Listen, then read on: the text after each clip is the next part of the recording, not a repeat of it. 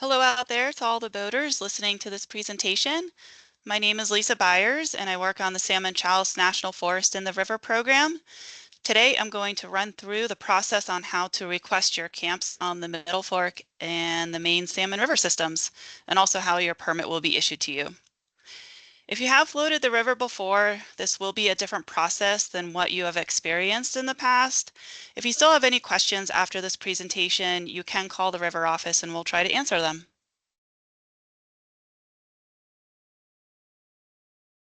There are three main objectives we'll go over today. The first one will be understanding the information provided to you in the confirmation email. This is the email that is sent from recreation.gov when you initially reserve a launch date. The next one, we'll be going over the process on how to submit the camp request form and showing you what the Microsoft form looks like. And lastly, I'll explain how you will receive your permit and what to do with it. There are various timelines that I will go over throughout this presentation, and this calendar shows an example of what those timelines look like. I'm going to say that this is an example for April 14th launch date. That means the permit holder will receive an email on March 31st about submitting camp requests. The camp request email will be emailed out to permit holders 14 days before the launch date. So if you are trying to figure out the date you will receive this email, start counting the day before your launch as day number 1. Camp requests must be submitted no later than 11:59 Mountain Time, 7 days before the launch date, which means the last day this permit holder can submit their camp request form is April 7th. Then the permit will be issued and emailed to the permit holder on April 8th or 9th, which is 5 or 6 days before that April 14th launch date. The first email that comes to you is the confirmation email. You will have already received this one automatically from recreation.gov. In your confirmation email, we include important web links that contain information for planning your trip. Please review all of the links in this email. Some of the links we included in the confirmation email are the notification banner and need to know sections on recreation.gov, the cancellation and no-show policies, some materials for all of your group members to review, and more information about the campsite request process. All right, now we'll go on to the next step with submitting camp request forms. The camp request email will be emailed to the permit holder 14 days before the launch date. This email will come from a Forest Service River email account and not from recreation.gov. The Salmon National Forest River staff, or the river office staff, such as myself, will be sending out this email. And it explains what your next steps are. So within a 7-day window, you will need to go into your recreation.gov account and finalize your permit reservation details. Once you have your permit details finalized in your account, then you'll go to the camp request Microsoft form to request your camps. You want to finalize the permit details first because the information you put into the camp request form is dependent on your group size and number of nights. And once you submit the camp request form, no changes can be made. Now I'll show you how the camp request Microsoft form works. We will look over both of the rivers forms because there are some very slight differences between the two. So let me get the Middle Fork one loaded up first. To get started, you will need to have your launch date, the email associated with your recreation.gov account, and your reservation number. So when you want to begin this, click the Start Now button. So I'm going to make up some information to enter in here.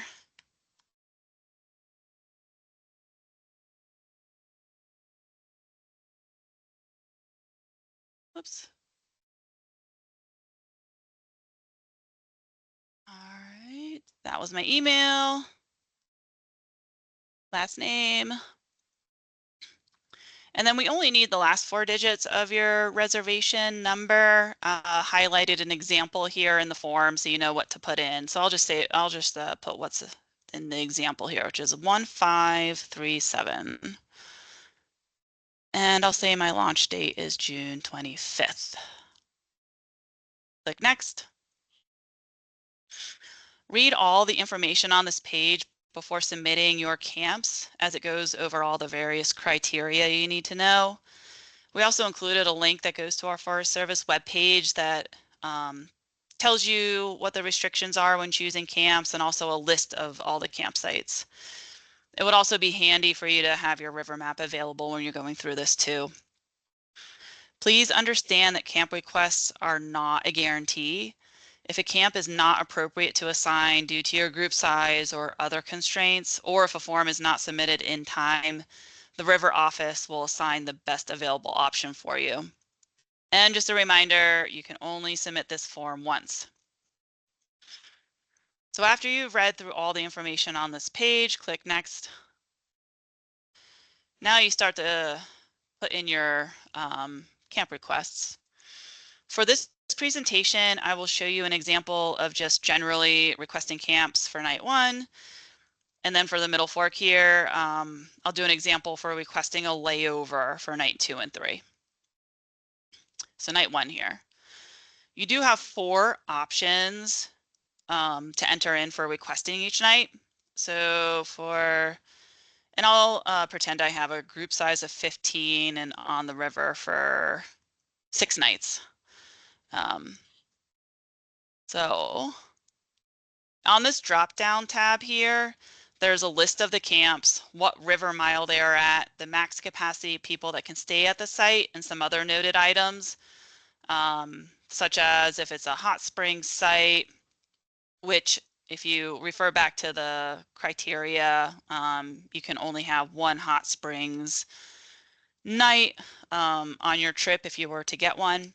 Also, there's some campsites that are no layovers are allowed, and we note that in here. And there's also some sites that are a cultural resource site that have identified camping restrictions within that campsite. So kind of mentioned that in the drop-down tab here.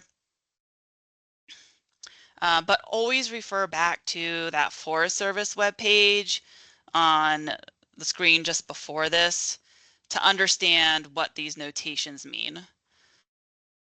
So for this scenario, I am going to request Trail Flat as my first option on night 1, Elkhorn Bar as my second option on night 1,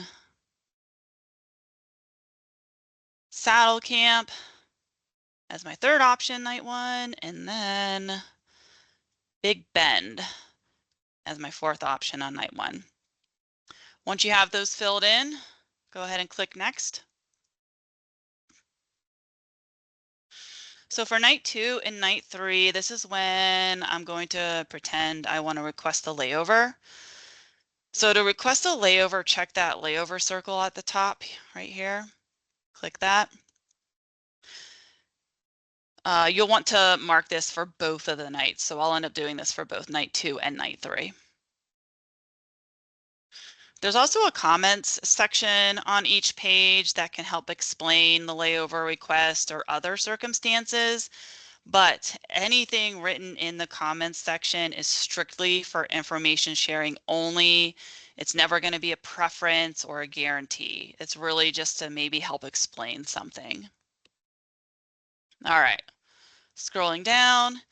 So for this scenario, I'm interested in laying over at Dolly Lake or Big Snag. So my first option, I'd love to stay at Dolly Lake. Oh, where'd it go? There it is. All right, Dolly Lake. If that's not available, I'd be interested in staying at Big Snag for a layover. After that, you know what? I'm not really interested in laying over at anywhere else. So I'm just going to put in my third and fourth options some non-layover options. So let's do Pistol Creek as a third option, and then the fourth option is Indian Creek. All right, now we'll go on to night 3. I'm going to click that layover circle again. For my first option, again, I'm going to select Dolly Lake. So it's the same on night 2 and night 3. Dolly Lake is where I'd love to have a layover. That's not available. Let's Big Snag if that's an option. And then again for the third and fourth options on night 3, I would just choose some non-layover camps. Let's see. So if you do decide to request a layover, make sure that your camps for the remainder of your nights work with both the layover option or without it, because you don't know if you're going to be assigned the layover or not. So just be aware of how you enter in the rest of your nights with the river mileage when you're putting in your requests. So when you go through the rest of this form, just request camps for the nights that correspond to your permit. So I'm just going to go ahead and click next on all these. Yeah, I'm not going to worry about filling in the rest of the options, but here's night 4. I would go through, click what camps I would like to request. Night 5, I would do the same thing. And I was going to stay on the river for 6 nights. So here's night 6. Again, fill it out for my last night. Click next, and then you'll see night 7 still shows up, but I'm just going to leave it blank. You know, if you're on the river for 4 nights, only fill it out for the 4 nights and then just scroll through night 5, 6, and 7 without filling it out at all. So I would leave this one blank, click some or next, and that gets you to the last page. So yeah, once you click this submit button, the form cannot be changed. So if you feel good about everything you've submitted, go ahead and click submit. And this will tell you that your response was submitted. This is the only kind of confirmation that you receive. If for some reason you're just worried that it didn't go through or you didn't actually see this pop up, call the river office and we will confirm that your camp request form was submitted. All right, I'll go over to the main salmon now and just take a quick look at this. Again, you need the same information.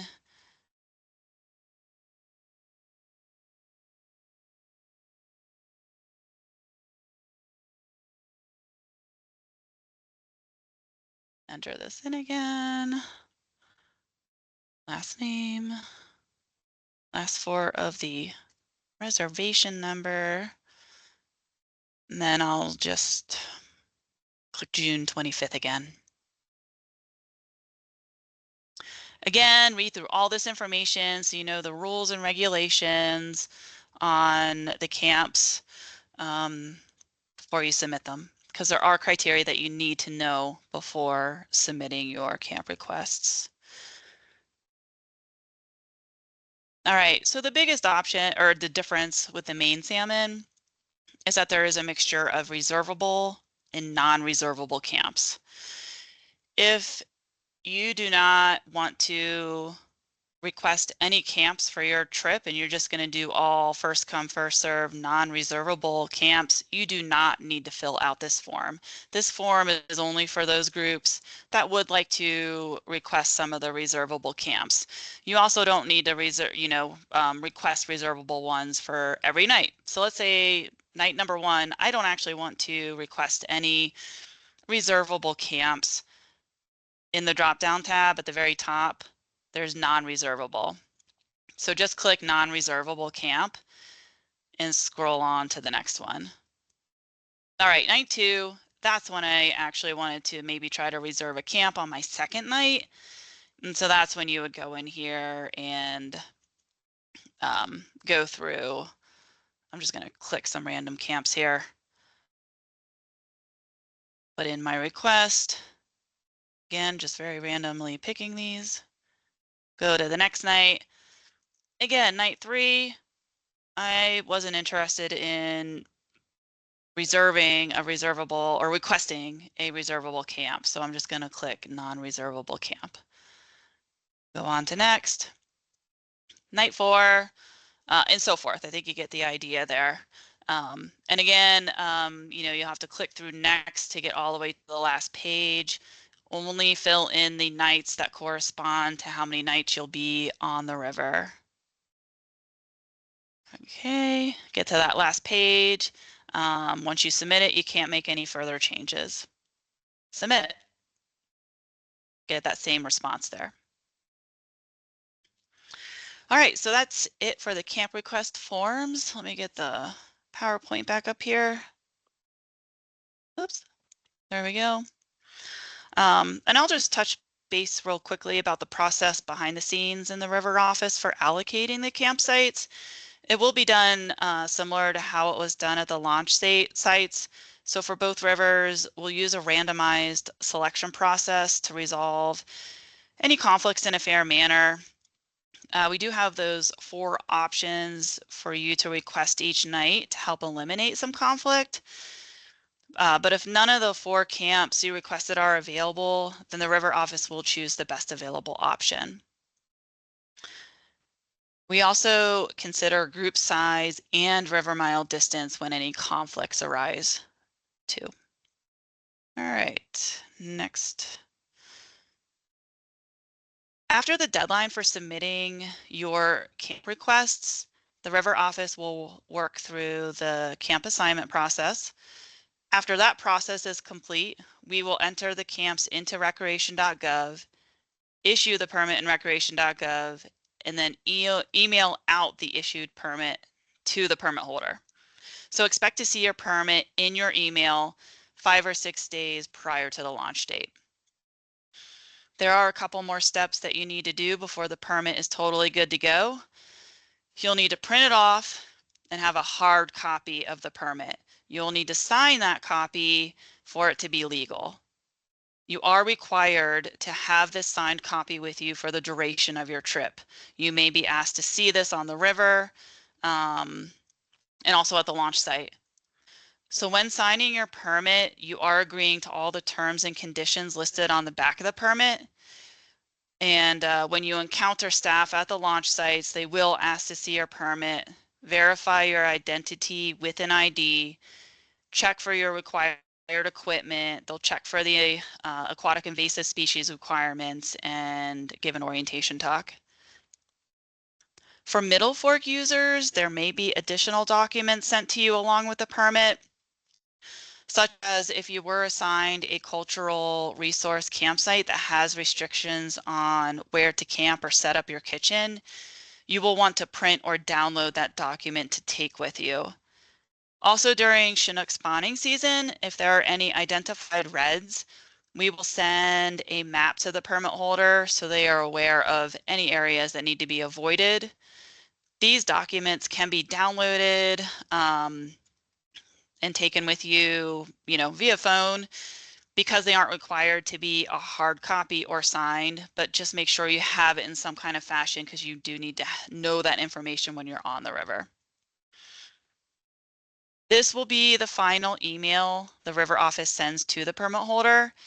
It contains web links, again, that you are hopefully already familiar with by the time this email gets to you.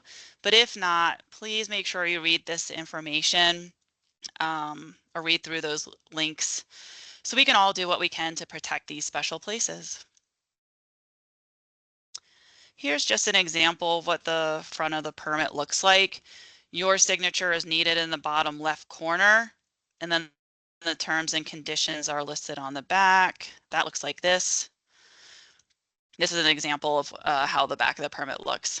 I know this is too small for you to read, but that's okay. Just wanted to show an example. So when you do print off the permit, make sure you read all of these rules and regulations, as this is what you are agreeing to when you sign the front of the permit. Here are a few final thoughts to conclude the presentation. As a recap, make sure you understand all of the information in the confirmation email, including looking at the web links. Submit your camp requests 7 to 14 days prior to your launch date. You'll have a 7-day window there to finalize the details of your permit and to submit your camp requests. And then 5 or 6 days before your launch date, the permit holder will receive the issued permit via email. The final steps are to print it off, read the terms and conditions, and then sign and take it with you for the duration of your trip. So before I go to the last slide, you may be wondering if this is a permanent change. We are always adapting to priorities and changes within the department, the agency, and the forest. I can't say whether this will be a permanent change or not, as we'll always have to see what the next year brings. I do welcome any feedback on how this process goes for you this summer. We do believe there are some benefits to issuing permits and campsites in advance. Groups no longer have to be at the guard station at a specific time for the campsite selection process. So this will allow for some schedule flexibility on when groups intend to arrive at the launch sites and when they plan to launch. With this added flexibility, boat ramps may not be as crowded and congested because there isn't that like time constraint funnel of funneling people there. This process also allows visitors to plan their float trip a little more in advance. It also allows some added flexibility for the employees that are at the launch sites to have more focus on other tasks like interacting with the public with general information, some ramp management, and just the facility and recreation site maintenance. Well, I thank you again for watching this presentation and learning about our camp request and permit issuance process for the 2025 season. So on the behalf of the River Office, I'd like to end this by saying cheers to a dynamic, ever-changing, unpredictable, and free-flowing Middle Fork and Wild Salmon River system. And we all hope that you have a wild and scenic day and a wild and scenic trip. Thank you.